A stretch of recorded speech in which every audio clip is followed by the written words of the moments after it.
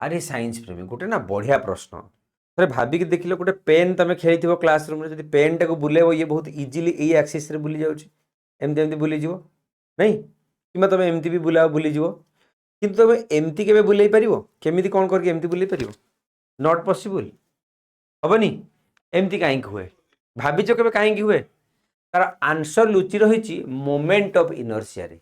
Moment of inertia से कौन moment of inertia हूँ सी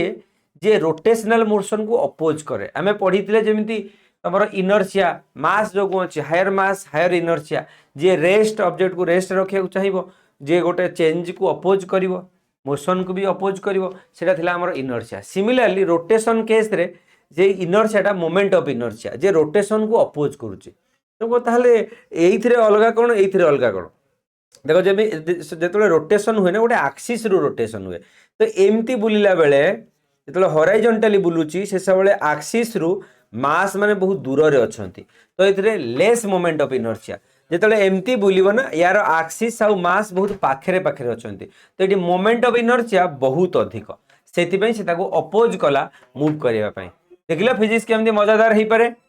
तमें मोमेंट ऑफ इनर्शिया को लेकिन आउ कौन शुणिच कमेंट सेक्शन में लिखा वेदांग जेई नीट को एवं ही सब्सक्राइब करनब।